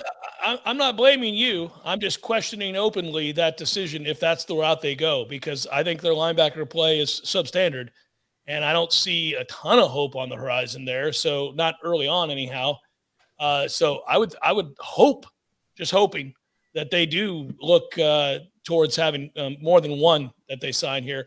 Will Matthew Cleveland be a one and done, or do you think he's back next season, writes Bishop? I mean, he obviously had a really nice game last time out. What do you have, 15-10 or 13-10? He was great. Yeah. 13-10. And so he's got that ability. Coming into the year, he was the guy that I think people around the program thought if somebody was going to be a one and done, it might be him. But he has, it's hard to say. I mean, there hasn't been a ton of production. People will say, oh, there wasn't a ton of production with Scotty Barnes either. Scotty Barnes is a little bit different level in terms of his frame than maybe Matthew Cleveland is. But no, I mean, he's definitely got the ability. If it's not one and done, it'll probably be 2 and done. I mean, he's definitely a super talented kid that the NBA really is excited about. I'm of the opinion now that if you're draftable at all, and I assume Matthew Cleveland is draftable at some point, that you're going to go. So I just assume this will be his only year, and then hope, if you're a Florida State fan, that he comes back. Although I don't know about that, though, because in his situation, he is a guy that if he really develops, I mean, he could be a top 7 pick, top 6, 7 pick. I don't know. It's one thing for Raekwon Gray or somebody else like that. I don't know that they would ever get to that level. But I'm not saying it would be a smart decision. I'm just assuming that if they have a chance to be drafted, they'll. I mean, Malik Beasley. Well, number one, by the way, Malik Beasley. If you played basketball with him on a normal run in an open gym, I'd destroy him. Well, I know you would. You just back him down and say, "Get some of this." Right. He is the most athletic person one of the most athletic people I've ever seen in a building. He is an athletic freak, a marvel. And in the NBA, he's just a standstill corner shooter. It's just crazy. Like his athleticism doesn't even get highlighted in the NBA because they're all like him. It's just nuts. I was just thinking about that the other day when I was watching him. He went into the paint and then kind of backed out instead of going up for a shot because he thought he'd get it blocked. I'm like, man, you're one of the top 0.01% of athletes in the world. And he's not, he's still not good enough. He's not athletic enough against some of those guys. To stand out athletically. Yeah, he's ordinary. You're correct. But he's insanity if you played him in a real gym. You'd be like, what is this? By the way, FSU at Wake Forest, 7 o'clock tonight. That's at the Lawrence Joel Coliseum in Winston-Salem, North Carolina. And that will be on, if you've got Xfinity cable, 401. You'll be able to watch that. By the way, for sure, because it doesn't on the scroll on the guide, it looks like it's hockey. So people are a little concerned. I think it's going to be on. I would tune in. I think it's going to be right. Yeah, I think we're going to be all right. Also, can you name the all-time series record there, Corey, against Wake Forest? 18-31. Florida State is 29 up and 25 down. Oh, all right. I guess they've won a boatload here recently, haven't they? After the Chris Paul years. They've won 13 of the last 15. Wake Forest wants none of this. It's been one ass kicking after the other, Corey. You besmirched this program again. That's my fault. Goodness gracious, sir. It's lopsided even. Let's go back to this. I got to meet the legend Ira Scheffel at one of Tallahassee's fine gas stations on Christmas Eve. Oh, boy. Super nice guy, writes Catwalker. As he was filling up his big gulp, I wondered what the go-to gas station purchase was for the Headlines trio for road trips. Cat goes on to mention that he loves beef jerky. So the best part about that was, and I'm assuming his name's not really Cat Walker, but maybe it is. But anyway, was the fact that he, as we're walking in, he goes, "Would Corey be seen at this gas station, or would he be scared?" Yeah, and I was like, "No, there's no way in hell." Was it night? Was it night? It was daytime, but man, it was about to be dark, Corey. You'd have to get home. Yeah, it was one of those gas stations with a shape in its logo, and I know that's not up to your high standards, so you wouldn't have been there. And it shouldn't be up to any of y'all's high standards. We deserve better in the fair city of Tallahassee, Florida, than what they give us gas station wise. As far as best snack, man, that's I'm prepackaged guy. I mean, I'm not a big. I'm trying to think if I've ever gotten boiled peanuts from a gas station. I've seen them before. I don't think I'm ready to make that. Well, that's not your go-to then. What do you get? You usually get your big gulp or whatever that thing is called. Yeah, usually that. If I'm on the road though, if I've got to get a snack, maybe a Zero Bar or a whatchamacallit. Those are my two candy bars that hit the spot. The rare Zero Bar reference, going strong on a Zero Bar. Wow. I've been on since COVID, I've been on a Cheetos kick, which are good for you too. I think that's what I like most about them. They're good for you. They're good for you. Especially as it pertains to combating COVID. I think absolutely. Yeah, the antidotes in there. So Cheetos, and then you Diet Pepsi, Diet Coke, something like that. But usually Cheetos, and if I'm going to go sweets, it's Reese's Sticks. Yeah, I'm going to be a snooty ass here. There we go. He doesn't go to gas stations. Oh, if they have lettuce, I'll get some lettuce. No, I don't eat food at a gas station. I don't. If Whole Foods opens up along I-75, then Jeff Cameron might actually be able to eat. Otherwise, he's going to just swallow his own spit until he gets to where he's going. I would buy, I might buy a drink. Yeah, I'm with you on that. But he's talking about a go-to snack. A drink's not a snack. And no, man, I'm not getting anything from a gas station. I'm not. When's the last time you had a Little Debbie? I was probably in high school. Oh, you're missing out, Jeff. Well, I haven't had a Little Debbie since the Christmas high school tree either. Little Debbie. You can't have one of those. No, you only live once. Hey, so get a little fake cream and coloring in your diet. Warchant TV did note that I did get sandwiches at the Pan. Those are handmade, and I would tell you something about the fine folks at the Pan. They make their own bread. That's they make a their lie. Own. No, true story. True story. The Pan on Capitol Circle, the specific couple that owns it, are the most wonderful people ever. They should pay me because this is they don't endorse it. They should pay us. They make their own bread and they make sandwiches. They're nice people. I've been in that gas station as well. I just don't know. They got a bakery back there. I mean, come on. They make their own bread, Ira. I'm telling you. And if you don't believe me, go get a sandwich tomorrow from there. And it's life-changing. They're really good. Now, and at Circle K, they make their own bullets. So most gas Am I allowed to stations, say that? Yeah, no. Most gas stations. Sorry. Yeah. Byron writes, I knew the NIL would change the game, but hearing that Jimbo and Texas A&M threw around somewhere between 20 and 30 million for this recruiting class, well, that sounds insane. How do we compete against that? Well, I don't know that they did that. Did you see the post on the message boards? There was it went viral yesterday on social media because a guy posted on, I don't know if it's Orange Bloods or one of the other message boards at one of Texas A&M rivals, who said he works on the staff at one of the schools, and he kind of outlined how Texas A&M has got this class that they've got, and basically was like they put together this plan as soon as it became legal to do NIL, where they basically assign. This is a guy. I mean, it's an anonymous message board. Who knows if and it's it's true or on not. Orange Bloods, by the way, so no doubt they're real pleased with Texas A&M right now. But it seems feasible just because of the class that they put together.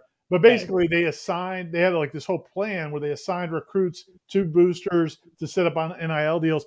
And the only reason I think it's funny is because we had just had this conversation in our last show before the break about this recruiting class Texas A&M's put together. The first year that NIL is in existence, they've got this recruiting class. Did you guys watch the Under Armour All-American? I'm sure you guys did. I'm not even going to ask. I know you guys watched the Under Armour. Yeah, man. I've watched it twice. Yeah. Half of the players in that game are Texas A&M signees. Yeah. I mean, they've got like the number 1 or 2 or 3 defensive linemen, linebacker, receivers, running. Mm-hmm. I mean, it's insane what this class is. Just so happens to be the first year of the NIL era. So good work, Jimbo. Congratulations. They didn't get the number 1 player in the country. He didn't go to Texas. No, you're right. You're right. Yeah, but that class is going to go down as the greatest signing class in the history of college football. It's Doesn't insane. count. Doesn't count. So, to go 10-3 every year. Well, I think at some point you could accidentally win the national championship if he's going to sign that class every year. No question. I mean, it's just ridiculous. Andrew writes, win expectations for next year, guys, as in number of wins. 8. I think if they're less than You got 8, that win over, you rocking that win over LSU there, Corey, early? Oh man, I ain't scared of that team. Why would you be? You don't know who their quarterback's going to be. It's going to be the Miles Brennan kid, first year coach, first year coordinator. Come on. I mean, look, at some point, growing a program matters, and I don't think you could look at this roster when it's all said and done, assuming they get what they need to do on the defense. Like, if they don't make any more transfer portal hits, then cut my number by 2. But I do think they're going to get better on the defense through the transfer portal. And, yeah, I don't think there's any reason. The whole offense comes back. You got better at wide receiver. You should be better on the offensive line. Your quarterback's now started 15 games in his career. Yeah, I think you should. I think 8 wins is certainly within reason. You look at the team you saw over the last 7-8 weeks, they won 5 of the last 8 games. I really feel like that's the team they probably could have been for the entire year, except for the whole quarterback. Just they had a hard time figuring that situation out, and they had a couple injuries on the offensive line early. But yeah, I mean, I think it's a team that should be able to compete in every game. They didn't get blown out much this season, which was a huge step from the last 2 seasons, and the last 3 seasons really. And so I think they need to be in that ballpark of 7-8 wins. I mean, it's year 3. I mean, I know they lost some, and I know you can't. I know, Jeff, you've been saying all along that this roster still isn't where it needs to be, and this is still a process, and I get that. But people also do need to see some results. I mean, they have to start winning more games than they're losing. They weren't that far off this year. Like 5 of their losses were to 10-win teams or better. Well, if you count NC State is a 10-win team. Well, they're counting it. Hey, you can't play. That's our win. That's our dub. We're 10 wins. But, 5 of their losses were to 10-win teams. 3 of them were to 11-win team, or 2 of them were to 11-win teams. So, and those games weren't blowouts. Later on, we'll get into if we want to have fun with percentages. I mean, obviously, we would say 100% chance they beat Duquesne. The Dukes aren't rolling into Doak, folks, and getting a win there. So I'll give them a win there. But it does get interesting because you're out of conference, of course. You have Florida, which you always have, and you do play them in Tallahassee. But Louisiana, the Raging Cajuns don't suck at all. And, of course, you have LSU as well out of conference. And I don't know, man. Well, the nice thing there, though, not nice thing, but Louisiana is having a coaching change. They're hiring from within, but Napier left.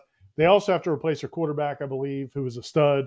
And there's a lot of these teams, especially in the non-conference schedule, that are Florida's going to have probably a new quarterback. We'll see what happens there. But they have a new head coach.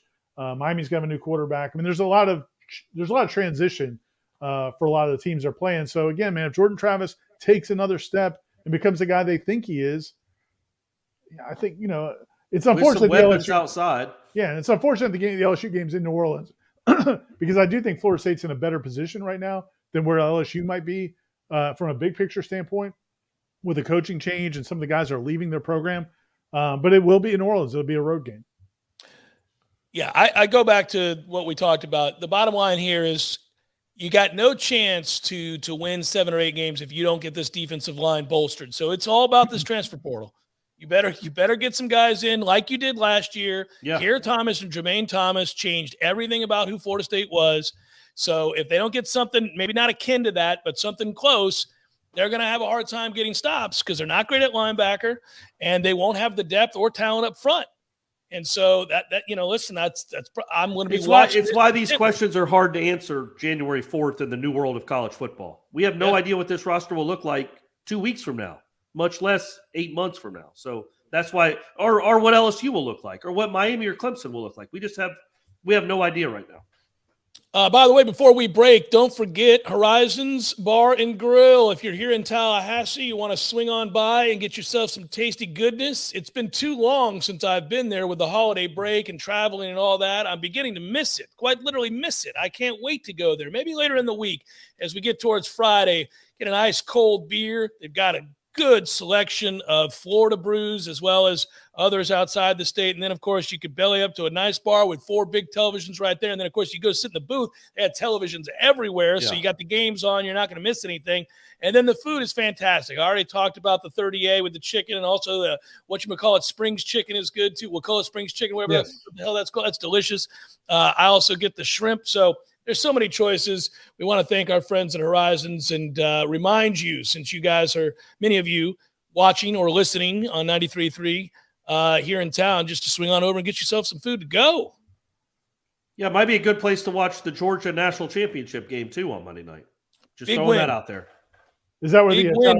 Tallahassee chapter of the Georgia Alumni Club is meeting? That's a good question. I don't know. And I don't know if I'm actually available to go out and watch. I don't know if that's in with my window of the new CDC guidelines. So Ira and I will go together in your honor, Corey, and we'll wear Georgia gear and cheer wildly. Great.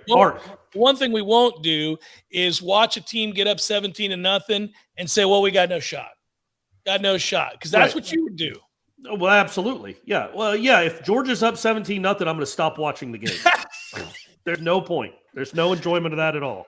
Seminole Headlines, 93.3 Real Talk Radio, Warchant TV continues in a moment.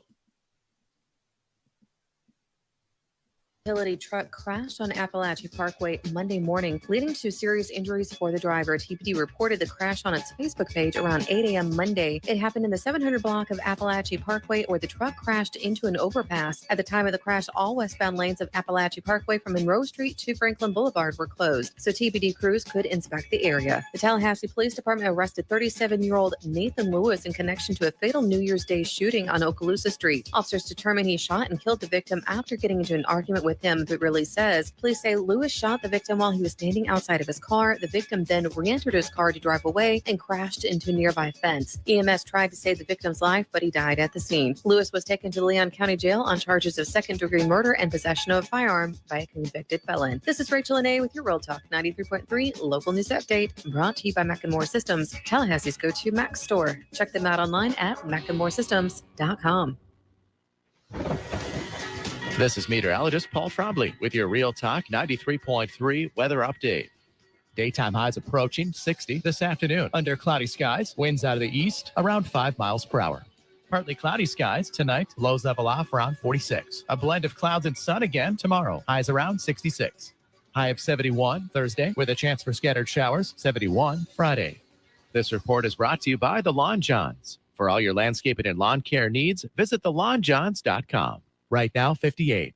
If you weren't the owner of Gordo's and all those wonderful restaurants, Eddie, what would you be doing? You know, I think I'd want to be I don't know what I'd want to be, a boat captain or a cowboy. You know how to use a lasso? No. You'd have to do that if you were a cowboy. Yeah, but I've never even been on a horse. It's not my place to be on a horse. I agree. And the horse thanks you. Gordo's, bringing the flavor and flair of Cuban food to Tallahassee since 1996. Life is stressful. Dinner shouldn't be. That motto is why Register Sausage has been doing business in the Florida Panhandle and Lower Alabama for over 75 years. A proud sponsor of Seminole Headlines, Register Sausage always provides the best Southern smoked sausage to over 140 grocery stores and restaurants throughout the Southeast. Headliners have discovered the Register's difference. You can too. To find a store that carries Registers near you or to buy directly, head to registermeats.com. That's registermeats.com. Register Sausage. Yay, sausage! We have Brian Kilmeade from 9 until noon. So when we show you video of illegals landing at 2 a.m. and then dumped into economically stressed communities like Brentwood, Long Island, and Bridgeport, Connecticut, that is a go sign for parents to mortgage what's left of their house and their belongings to send their kids to our country illegally. And when you see that, it's a go sign to them. That is a reason why they're coming across the border wearing Biden t-shirts. Tune in for the Brian Kilmeade Show, live from 9 till noon on Real Talk 93.3. Seminole Headlines is brought to you by Register Sausage, serving the Florida Panhandle and Lower Alabama.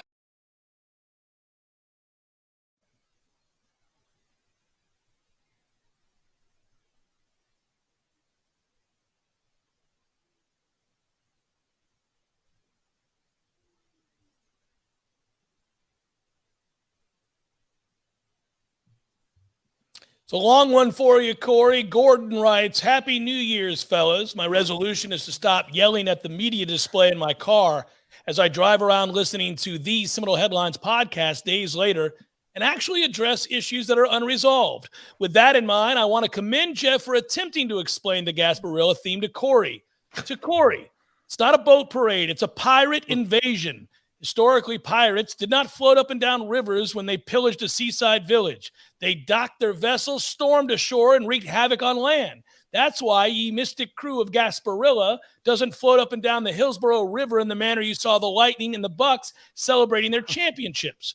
On the morning of the Gasparilla Festival, the replica pirate ship loaded with drunken rich guys dressed as pirates sails into Tampa Bay and docks along a wharf on Bayshore Boulevard. Then the pirate crew storms off to City Hall, where the mayor surrenders the key to the city to Jose Gaspar, the fictional pirate skipper. At that point, the huge festival parades through the streets of downtown Tampa, and fun ensues: beer, beads, breasts, public urination, and all the rest. There you go. So basically, the dumbest tradition I've ever heard of. That's not true at all. What are we doing? It was when we were enjoying our vacation on Lake Lanier, Corey, and I got back safely. We made it back. We were not good. That's Camp Crystal Lake for those that don't know. Lake Lanier basically is. We went back out on the dock. We went on the dock at night one night just to kind of enjoy the night evening. And did you hear some screams? No, but there was a little boat in the water with a couple lights. So they were low key. I guess they were doing some fishing, I'm guessing. But I said I was suggesting that maybe we should become pirates and take their boat from them. And then I thought, well, wait, what if they already are pirates on this boat? And then we roll up on them to be pirates of their boat, but they already are pirates. Maybe I'd be better equipped at being pirates than us.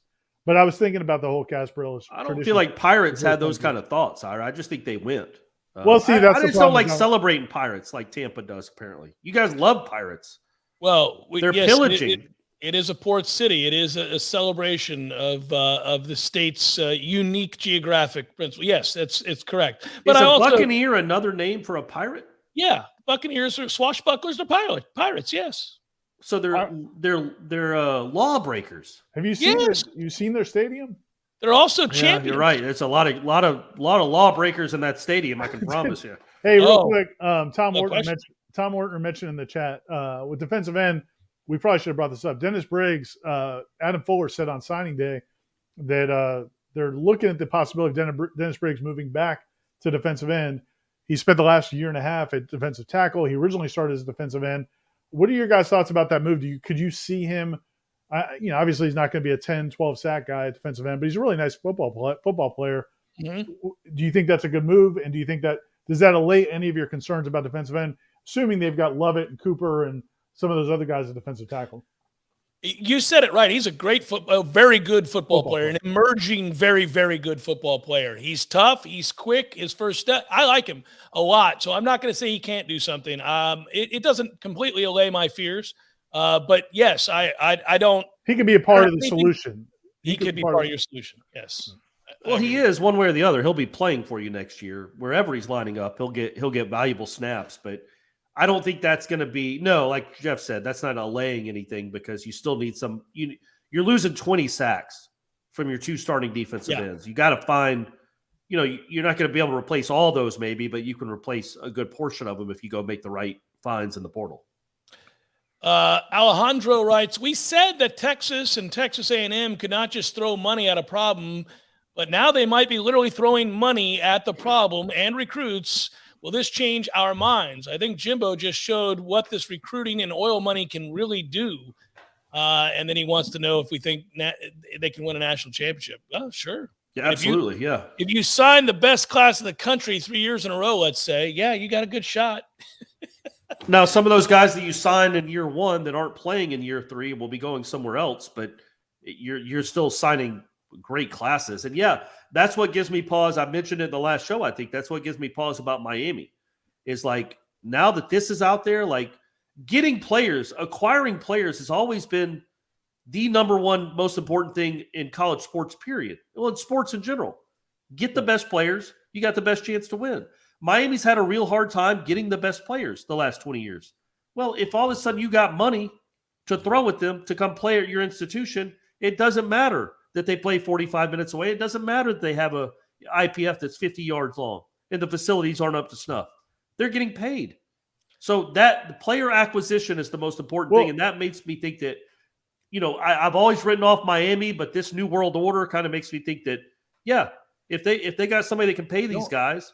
The only thing I'd say, just having grown up in Miami, my belief is that the people that are putting up that money right now, that are talking the big game, that brought in Cristobal, that brought in Radakovich as the AD, they're going to want to see a return very quickly. The difference between the culture of Miami, the University of Miami, and also just living in Miami, it's a front runner town. That's not putting them down. It's just reality because it's a transient market. It's not like an SEC school where those people, because their daddy and their granddaddy and they all went to school there. Their mama, their grandmama. Mima, they were going to put in all that money because that's what their family has always done. And even if they don't see results, they're going to keep pouring in that money. Miami's different, man. That's a different place. It's a different culture down there.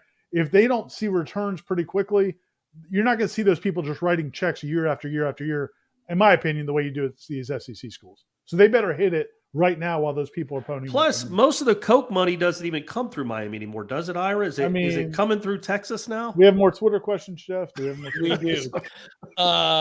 There are reports that Register Sausage could have stepped up in the NIL game if it had not been for the hefty price to advertise on Seminole headlines. Would you fellas care to comment on that? No comment from no comment at all, other than we're going to get ours. And I do think, and I think Ben wants to be involved in the NIL game. So let's not shut the door on that. We've been so good for registers that they can afford to pay us our hefty salary. Well, we're the loss leader. Yeah, and also go out and be a part of NIL now. So when Ben starts doing that, most of the people on on the Warchant boards or that are on our Twitter accounts are certainly asking questions in the chat, ought to begin by thanking us. Right. It should all start before any question. It ought to be like, gentlemen, as always, thank you so much for everything that you do. And then they could ask the next question if they wanted. But that's how it has to go. If Caleb Williams came to Florida State, could he wear like registers on his jersey? Could he have the registers, the pig right there, the emblem on his jersey? I don't think they'd let him put it on the jersey. On his all right. Maybe shoes, something. Were they going to fine him? FSU two times wants to know which of the three of you disappointed your wife/girlfriend with their Christmas gift. Now, my question to you is, my wife or my girlfriend? Yeah, which one? Different things, guys. I mean, yeah. So different are we gonna needs. get very specific? Yeah. Okay. How'd you guys do? How'd you guys do with the gift department? I crushed it. I bought Stephanie some golf clubs, brand new set of golf clubs. Nice. So she's really fired up about that. And by the way, she quilted me a blanket, an awesome World Series blanket with all these pictures of me and Brady from the games, box scores. That is an awesome present. It's a really cool present. It was really nice of her to do that. Very cool. Much more thoughtful maybe than my golf clubs, but mine cost a lot of money. You're a guy who values things, and she values experiences and relationships. So it stands works, out. doesn't it? But I think she appreciates the golf clubs more than anything you could have handcrafted. No offense, Corey. But true. Could you handcraft anything, Corey? Oh, I can handcraft something. I served it up, and he was too much of a sucker. He just jumped right in. I don't care. It's my COVID brain, man. I'm just going to blame it on COVID. Oh, man. Y'all didn't even answer. Did y'all even get good gifts? Did y'all knock it out? Yeah, Kim was happy with Kim was very happy with what we got her. I'm not going to go into all the details. It wasn't golf clubs. But no, she was really happy with the gifts. I too will not go into all the details, but it was a slam dunk. It was great. It was fantastic. Awesome. So I was very happy. I don't know when he's going to have to point to me. I can't tell. I don't know how much longer we have. Are we done? We're done. He's shaking his head. Yes, we're done. For Ira, we're done. For Ira, for Corey, I'm Jeff. Thanks for watching, everybody. Be well. Have a great night. We'll talk to you again next week. Peace.